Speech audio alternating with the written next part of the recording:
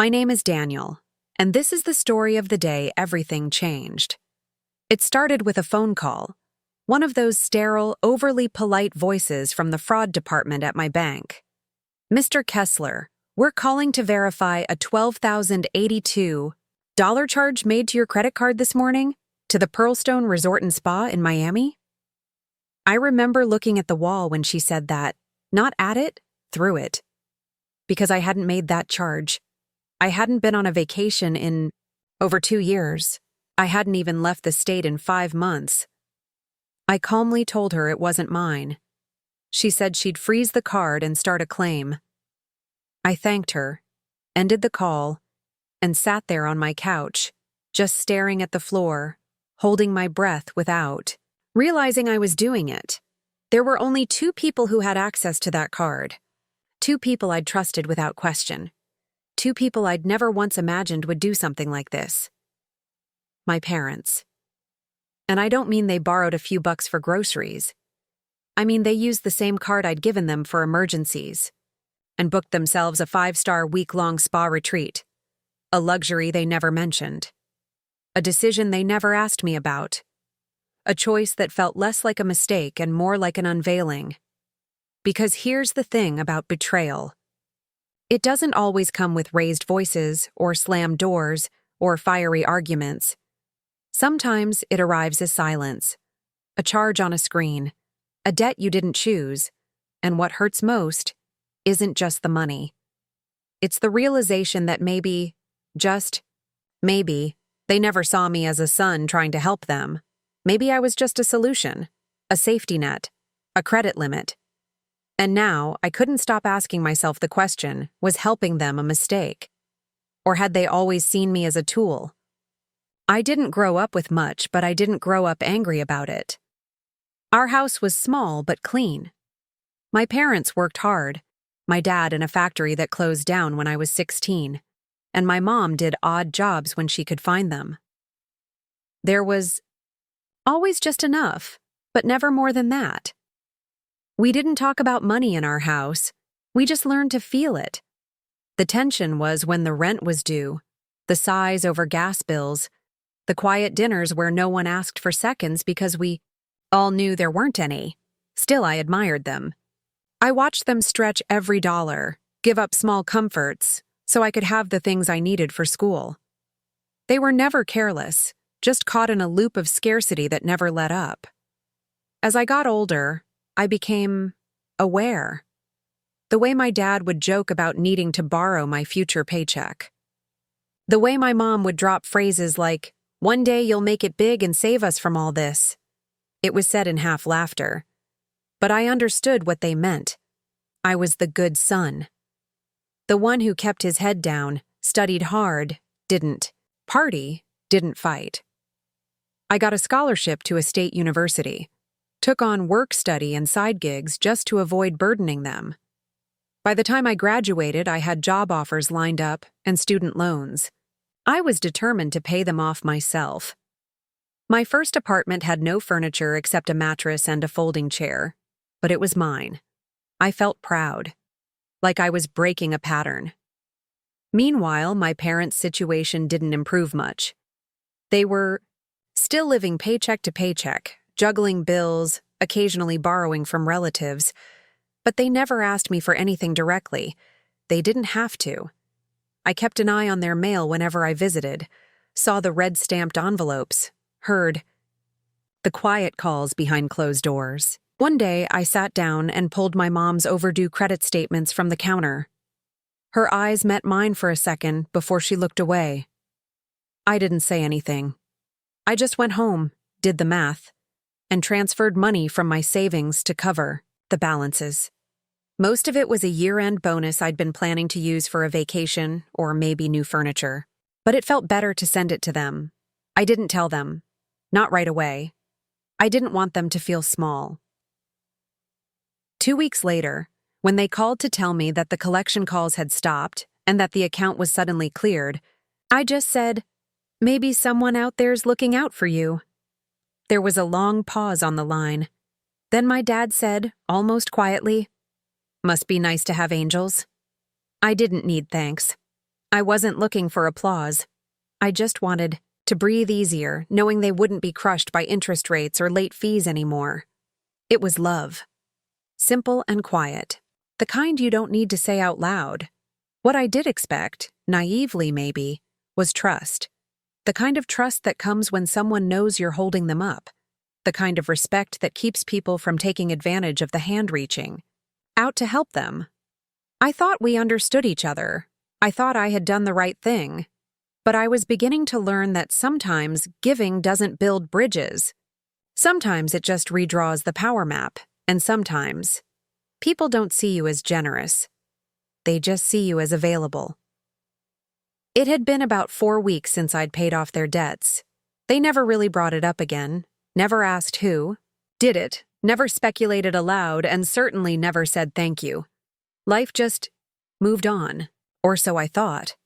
I was back at work, knee-deep in Q1 planning, trying to figure out if I could maybe finally take a proper vacation. I hadn't gone anywhere in years.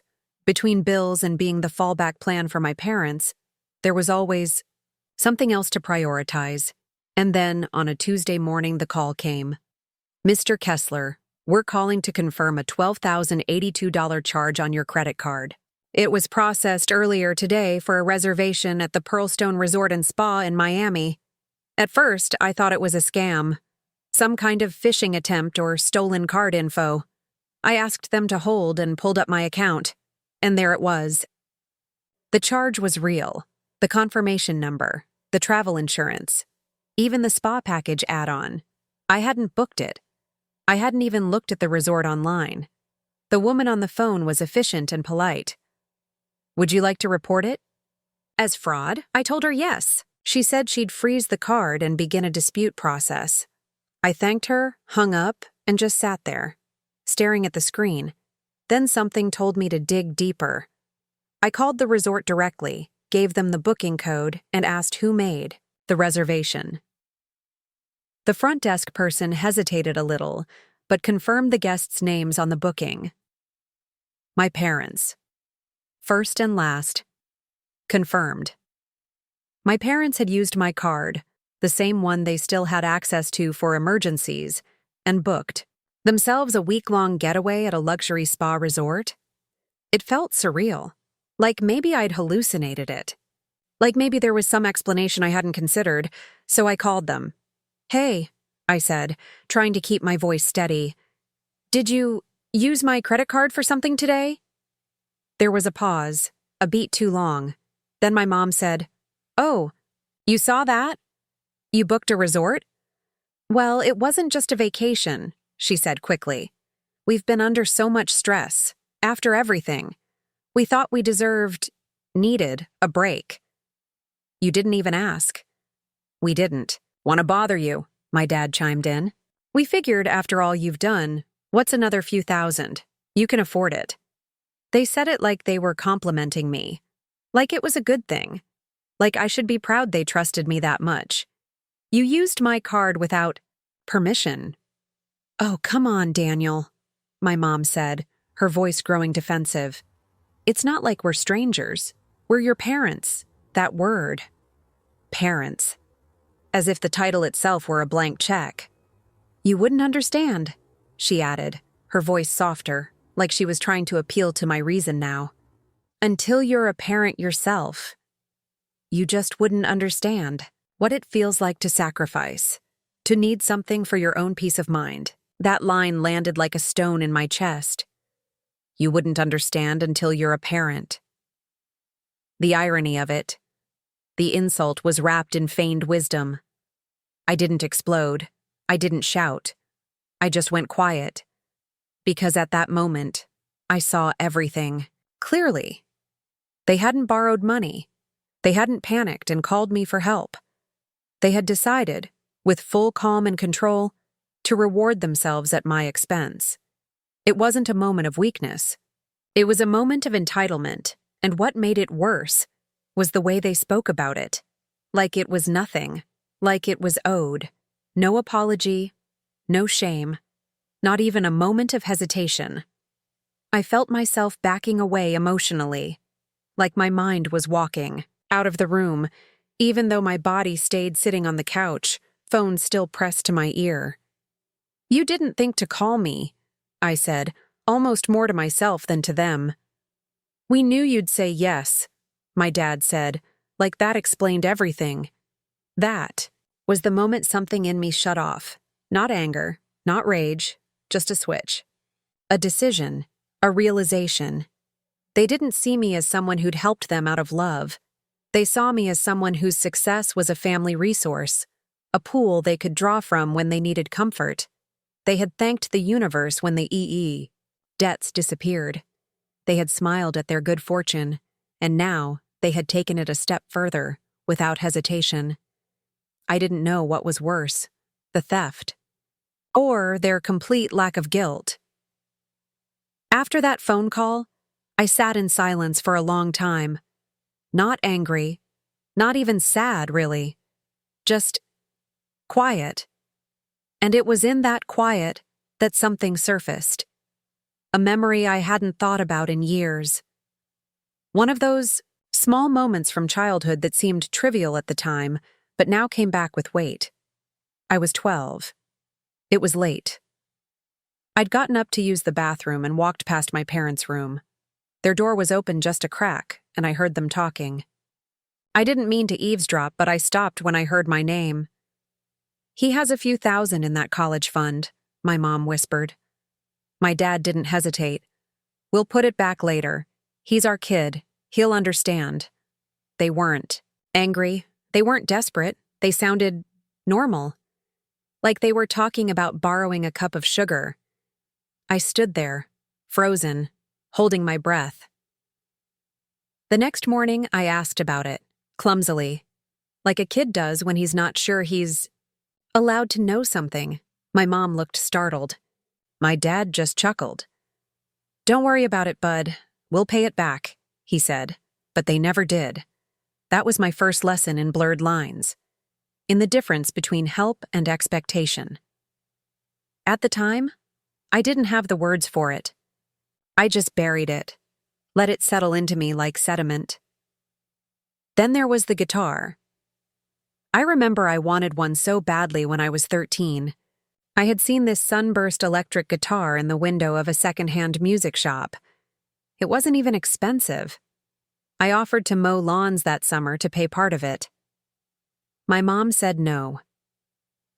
"We can't afford things like that right now," she'd said, gently. 2 weeks later, they bought a new flat-screen TV. I didn't say anything. I just stared at the box in the living room, watching them unpack it, watching my dad beam at the picture quality, watching my mom call her sister to brag about the deal they got, and something in me clicked shut. Not out of rebellion. I didn't stop being the good kid. I still did well in school, still kept my head down, still helped where I could, but I stopped asking for things. Stopped expecting fairness, because in their eyes, their needs always came first. And my boundaries, my wants, were negotiable. I hadn't thought about those moments in a long time. They'd become background noise in my personal story, too small to count as trauma, too common to question. But now, in the wake of that resort charge, they came rushing back with new meaning. It wasn't a one-time lapse in judgment. It was a pattern. A quiet one. A pattern of entitlement dressed as love. I used to think they were just bad with money. Now I was beginning to realize they were just good at crossing lines without guilt. And maybe the reason I never saw it clearly before was because I had been too busy trying to be the kind of son who'd earn their respect, when all they really wanted was access. I didn't confront them that night. I let the day end in silence. I let the emotion cool until there was only clarity left. I didn't want to speak from hurt. I wanted to speak from choice. 3 days later, I invited them. Over for dinner. I made something simple. Pasta, salad, garlic bread. The kind of meal they always said reminded them of better days. I didn't mention anything over the phone, just asked if they could come by. They agreed without hesitation. They arrived smiling, my mom with a small bag of cookies she'd baked, my dad with that old familiar grin. They made themselves at home, sat at the table like nothing was wrong. I waited until we were halfway through dinner before I said it. "There's something I need to ask you." They both looked up.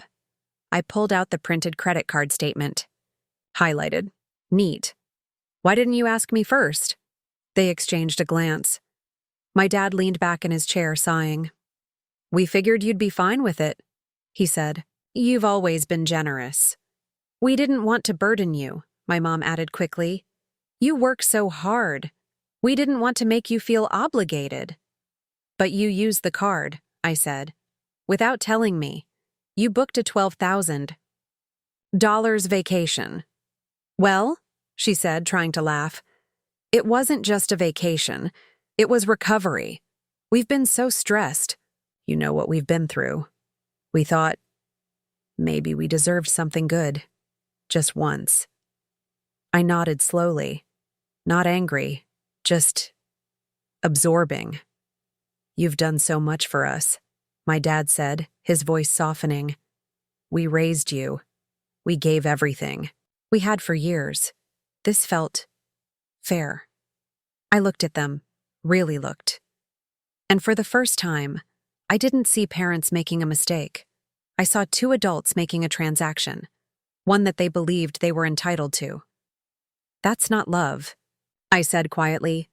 "That's leverage." They both fell silent. I wasn't trying to hurt them. I wasn't out for payback. But I needed them to hear it. I needed them to sit with the truth, not the story they'd built to feel better about what they did. "I've spent years helping you, giving, without asking for anything in return.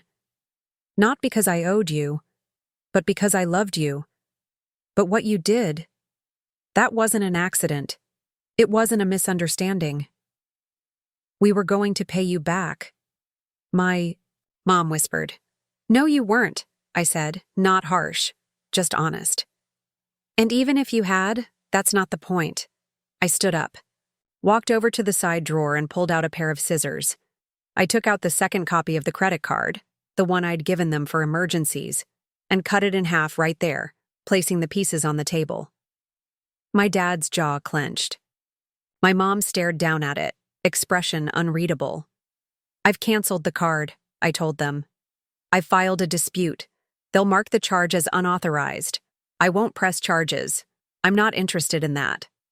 But," I continued, "from now on you won't have access to my accounts, or my credit, or my help. Not like this." My mom looked up, pain flickering in her eyes. "You're cutting us off?" I didn't answer right away. I let the silence do what it needed to do. "I'm setting a boundary," I said finally. "I'll still love you, but from a distance, and with clear lines." My dad scoffed lightly, almost like he didn't believe me. "You'll come around." "I won't," I replied, my voice low. "Because I finally see it. I see that love in this. Family has always had conditions, and the cost has always been me."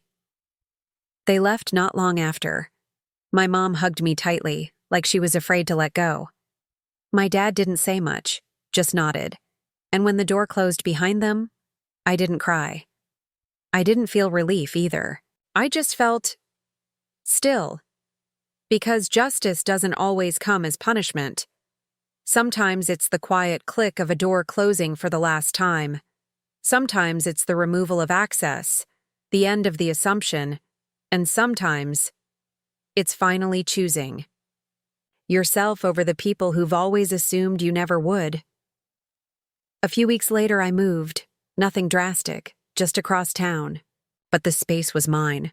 Fresh paint, clean walls, a place untouched by the history that had slowly worn me down. The day I got the keys, I spent the first few hours in silence. No music, no TV, just the sound of boxes settling and the low hum of something I hadn't felt in a long time. Ease. I updated every account, changed every password, closed every old tie that left any part of my financial life open. It wasn't about paranoia. It was about peace. The kind that comes from control, not over others, but over your own life. There's a strange kind of grief that follows a boundary well enforced. I didn't cut them off emotionally.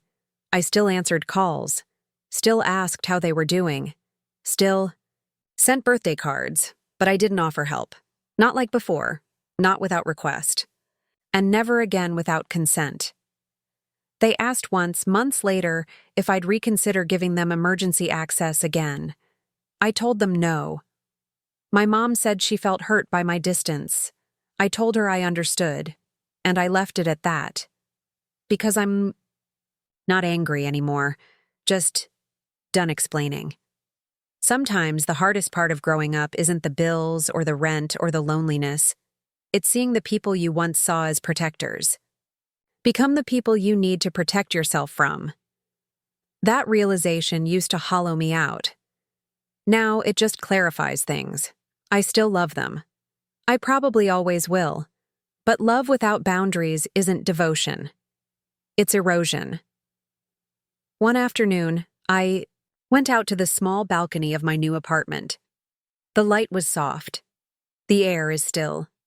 I took out the second, deactivated credit card, the one I'd kept even after canceling it, and stared at it for a long moment. Then I took a pair of scissors and cut it in half. Not out of spite.